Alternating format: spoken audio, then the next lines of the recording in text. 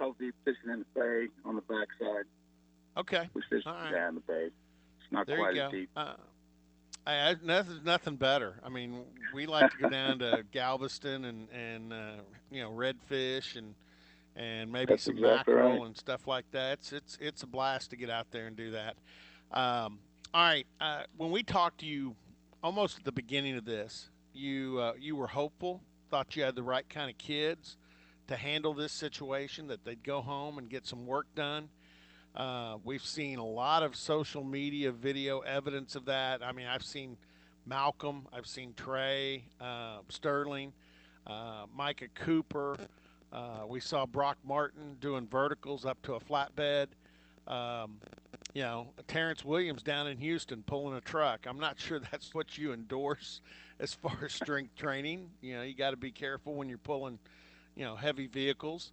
But from everything you've heard and your connection with the kids, how do you feel about it now that we're 2 months into this and maybe coming close to ending it? Well, I think for the most part, been very pleased with all our guys. They've had to adapt because everybody didn't have the same resources to utilize to do some strength training and conditioning. So they had to be fluid and they had to adapt. But we stayed in communication with the guys, and they've done a great job. Been very pleased with them.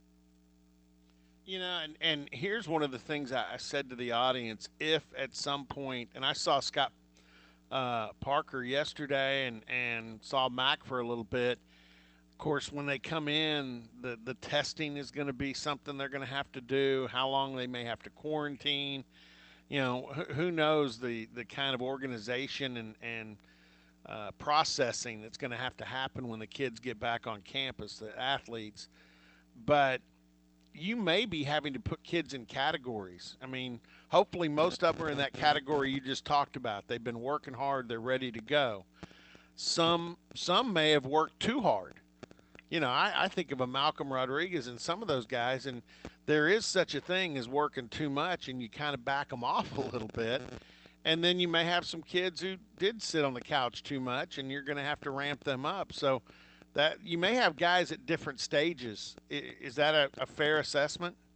That's correct.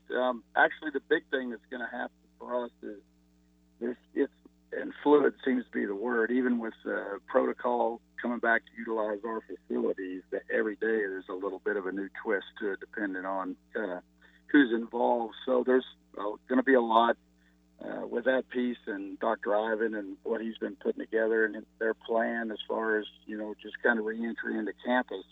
But then also for us, there's a big emphasis on just understanding that even though we're excited about the kids or the kids you've seen on social media, we have to be cognizant of, just the conditioning aspect. And actually, there's a medical side that is a little over my head, but, just the virus, even though maybe you didn't have a very difficult time with it, your exposure could compromise your respiratory system. So we have a lot of things we've got to work through. But so really, to answer your question, Robert, we're going to have to kind of ramp these kids back up pretty slow just to identify potential outliers.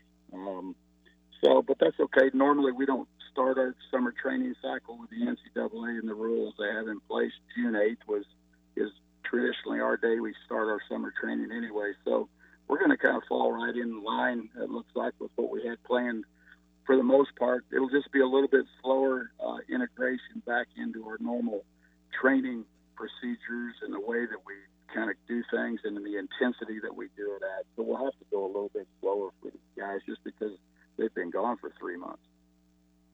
Rob Glass, and this will be the last thing for you. I mean, I know I've been going to the gym where I work out for the last 2 weeks. It's the Mitch Park Y. It's a great facility. I'm really happy, to have it and have it back. But they block off every other piece of equipment, and they work on an hour schedule from the top of the hour to 45 after. You can work. Of course, they've got you cleaning your equipment before and after you get on it. But then at 45 after, everybody has to clear, and they bring out these big misters. And, I mean, they Right. literally disinfect the entire – they've got a weight room in there, and they've got the aerobic. and they disinfect the entire thing for 15 minutes. So are you and your staff looking at something like that as far as, because you'll be bringing kids in different groups? I mean, that's going to be a big part of it, isn't it? Right. So the cleanings, it's a very similar process for us. So after each group, we'll have to roll through that group and kind of wipe down and clean and disinfect all the equipment that was utilized. So there's a lot more organization, if you will, putting the groups together. And as you talked about from a conditioning perspective, that's one aspect, but also just keeping these kids in their central pods, if you will. So all the receivers, if they're going to want to meet with Coach Dunn, as in the summer, you've got 2 hours you can spend with your coach in film study. So we've got to make sure we don't cross kids over from training session groups to maybe film review groups. So they'll primarily train probably by position, but we'll probably run about 8 groups, 8 to 10 groups, no more than 10, 12, 15 in a group, and that'll vary depending on the numbers of the position. And then we'll have to come in and sanitize behind these groups. So it's a pretty comprehensive procedure.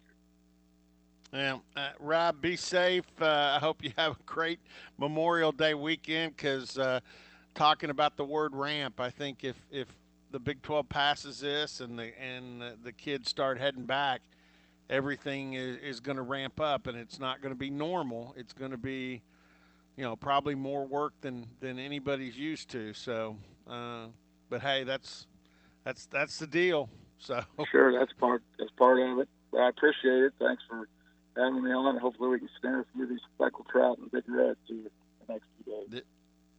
There you go. You guys enjoy it. Appreciate the time. All right, thank you, Robert. Thanks for having me on. All right, Rob Glass, who is the Assistant Athletic Director for Strength, Speed, and Conditioning at Oklahoma State.